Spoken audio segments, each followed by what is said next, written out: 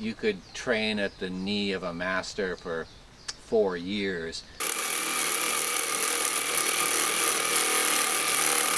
I want to tell you a story about the Shimoda Life project.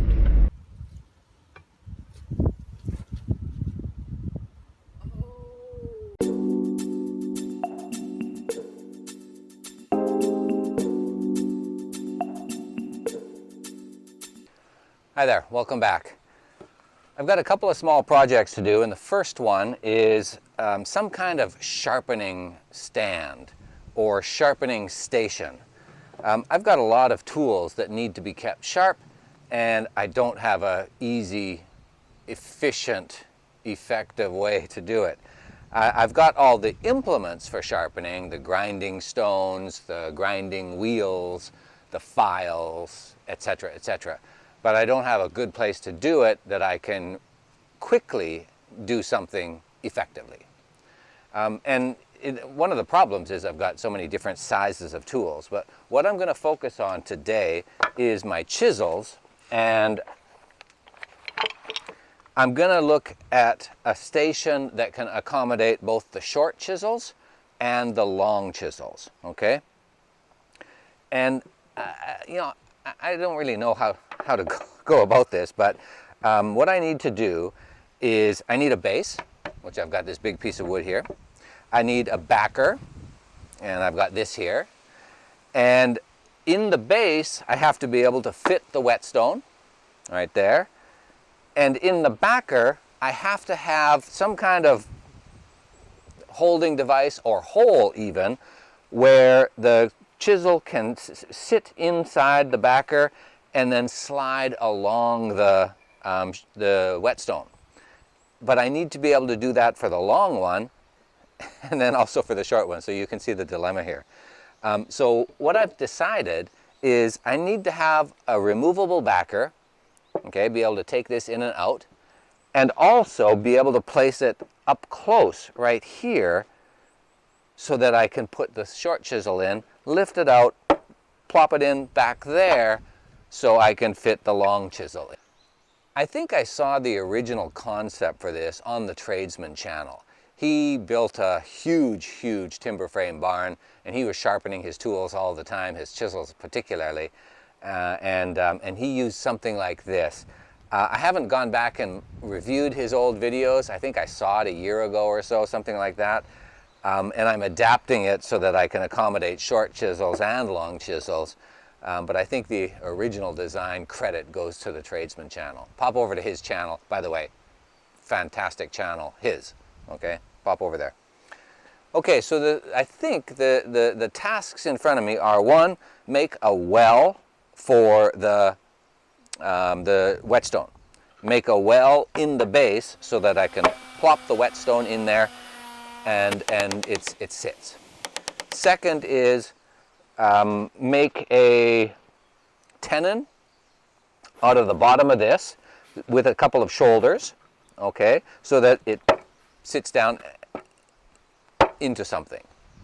Third thing is make the mortise, 2 mortises on the base that will receive the tenon. One at about this distance from the whetstone and one at about this distance. The fourth thing then is to drill the holes which the handle will slide through at the correct angle so that all I have to do is slide it in and rub it on the whetstone. It sounds pretty simple, right? Well, let's get started.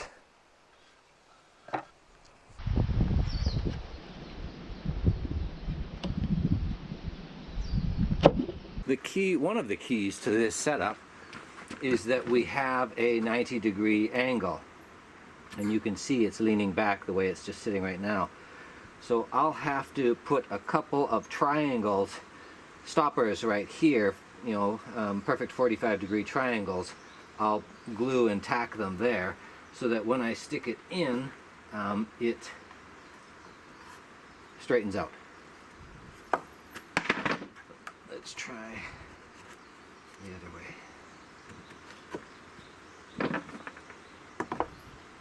A little bit better. Yeah, okay. We'll make this the part that faces the whetstone. So I wonder if there are any pros out there who can help me understand where a Japanese carpenter would use this, these tape measures that have tenths of a foot. You can see the yellow tape measure is a Canadian tape measure with inch marks and up to 1/16 of an inch, all the way up to 1 foot, 12 inches. The Japanese tape measure is really a metric tape measure. It has centimeters along the bottom, but then it has these 1, 2, 3, 4, 5 markers all the way up to 10. And the 10 corresponds to 1 foot. So you can have, 10 tenths of a foot, 5 tenths of a foot, 2 tenths of a foot, right? It allows you to subdivide by decimal a foot. But I don't, since Japanese carpenters don't use feet, to my knowledge, I don't know why they would need tenths of a unit to, when they're building something. So if anybody can help clarify this mystery, I'd be happy.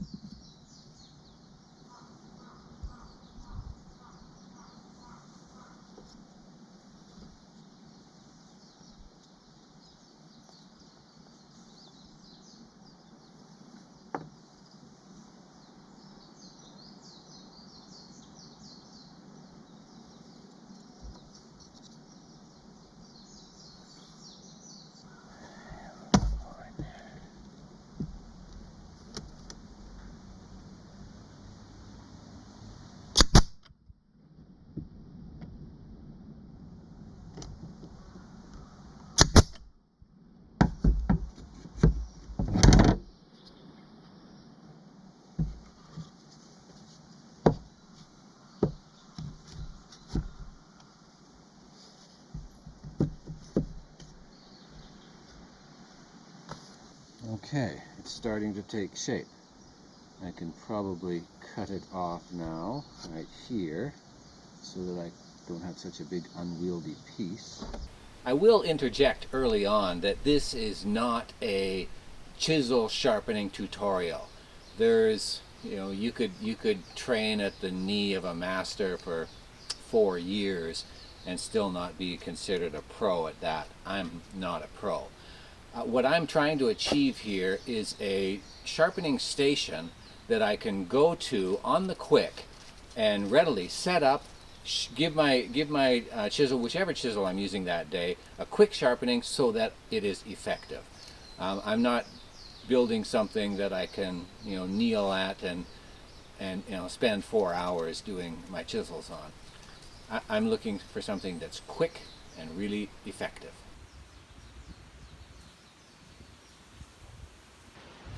B and I are taking a little break from the work to kind of rescue a tree, take down some of the heavy oranges so that the branches don't break. But I can't reach a lot of them.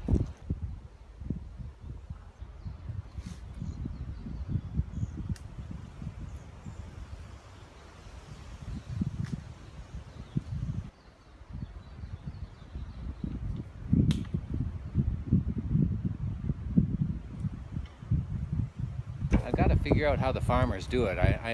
I'm pretty sure there's a grabby tool, something with a kind of a hand-like grasping mechanism on the end that you can extend up, twist, and pull down the oranges with. So I'll look into that.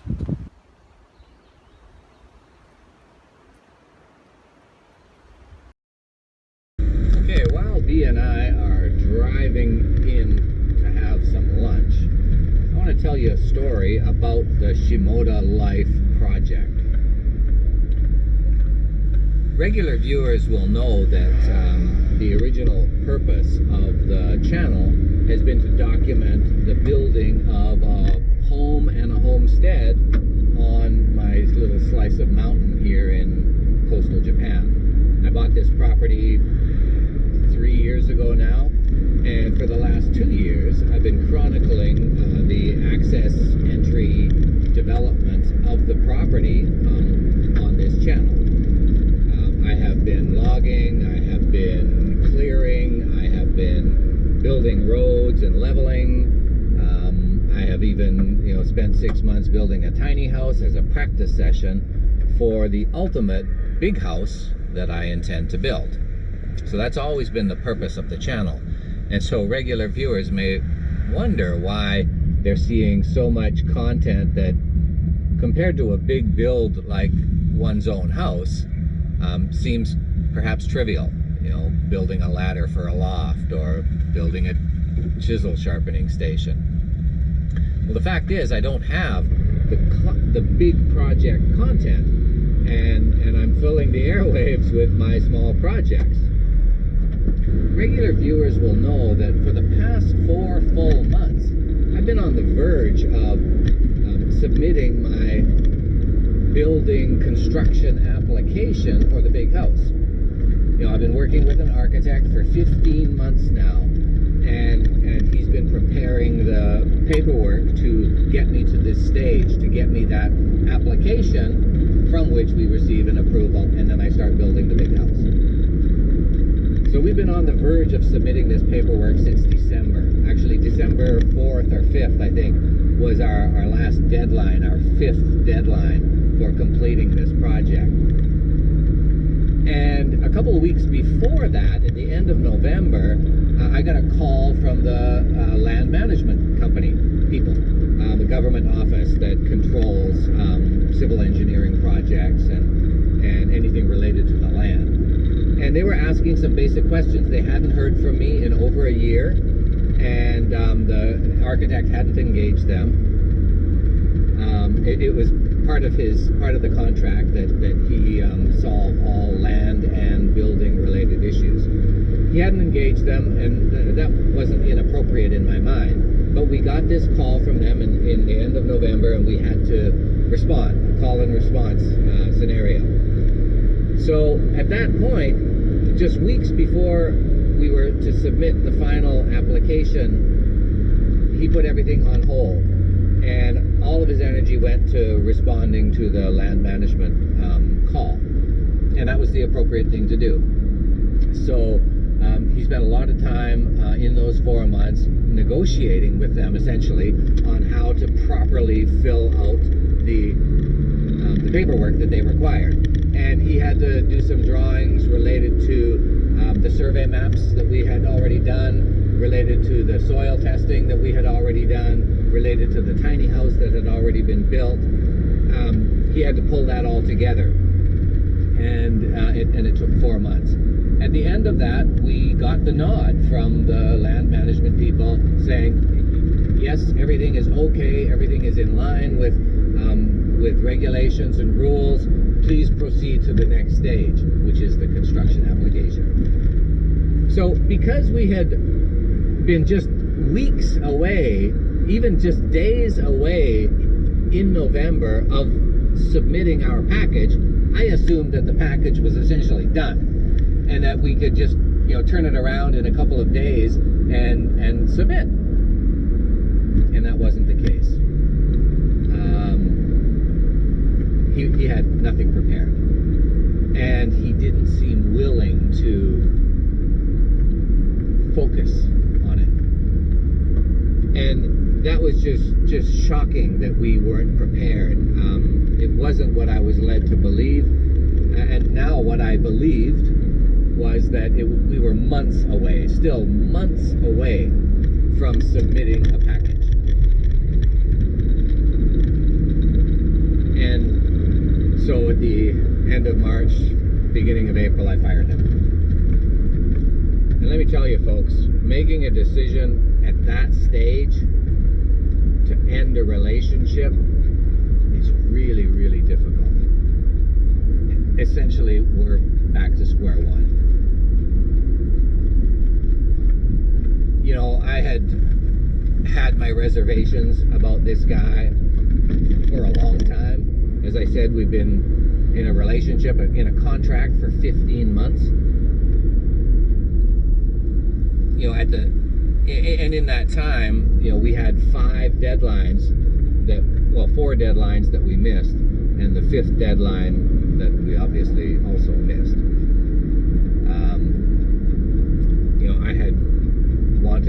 I had ending the relationship at the 3-month stage when we missed our first deadline. I thought about ending it at the 6-month stage, you know, and each time I said, no, John, don't. Be patient, you know, give him another chance. If you fire him, if you end the relationship, you just got to start all that searching again, searching for an architect who can do what you need him to do, and then going through the planning and design and then the submission, and I just didn't want to start from scratch again. So for 15 months I delayed and I made the wrong decision.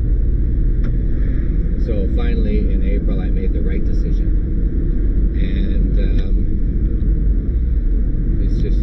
this is not easy. Okay, now comes the part which really I know nothing about, and that's the angle of the chisel.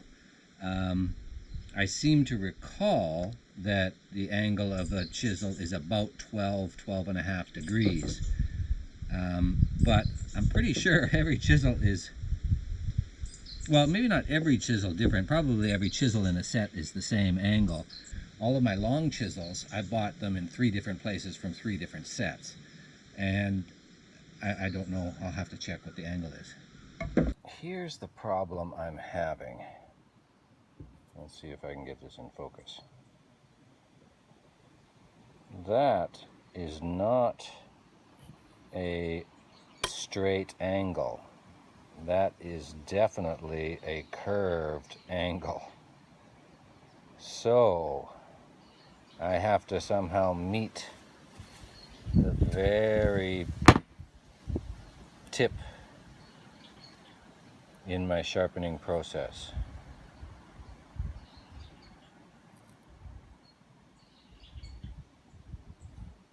Okay, let's try this eyeballing it. What we want to do is we want to achieve the angle and then mark the height on the backer board on the bracket.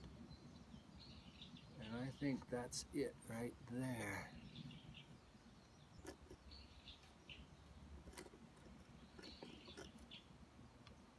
What I've done is I've made a mark at the bottom and the top, okay? Just like that. Now, somehow, I drill a hole through my piece of wood, my bracket, and it all works out.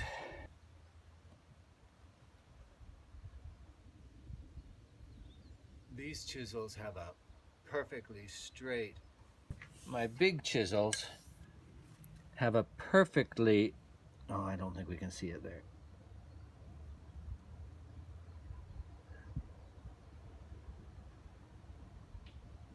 Have a perfectly flat edge. That right there. Right there. Okay, I'm going to do my first one off to the side, and I'm going to use my 1.5 inch spade bit. I'm going to do it closer to this side first in case I really screw things up. I'll still have another chance over here. And I've set this at an angle so that this spade bit should go straight in like this, but you can see my point isn't actually making contact. So I'm gonna start it, let's see, let's give me a little bit more meat right about there. I'm gonna start it right there.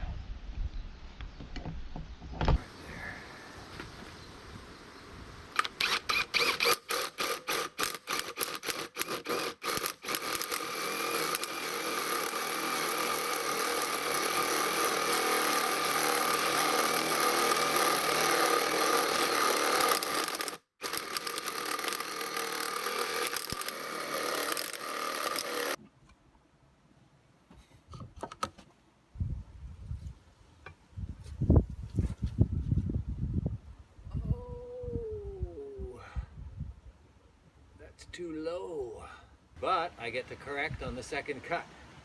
The second hole is going to be 1/4 inch or 1/8 of an inch higher, and we will be golden. Let's do this.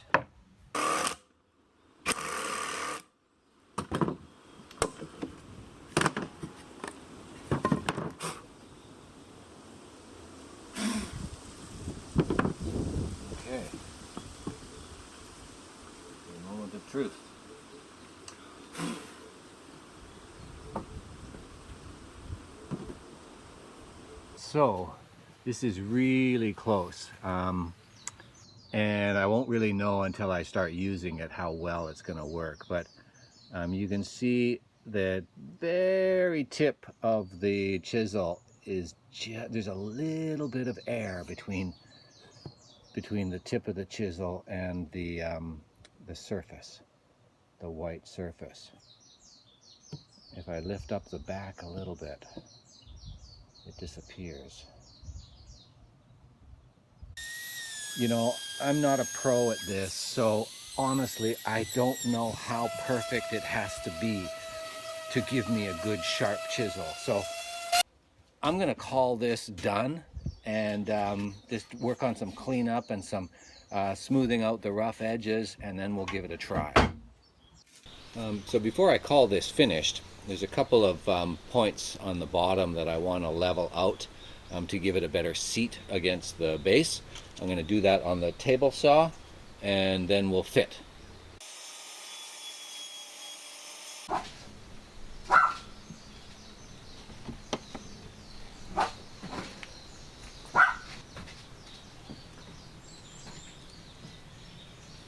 Oh yeah.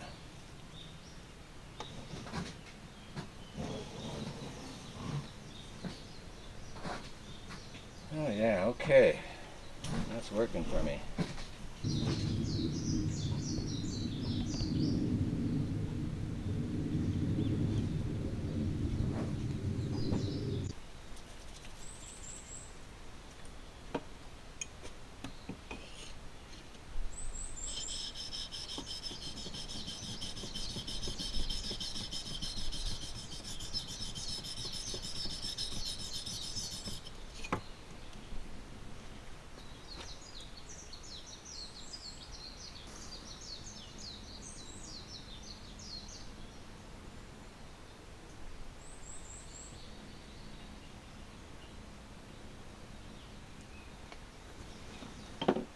Take this out, put this in, this.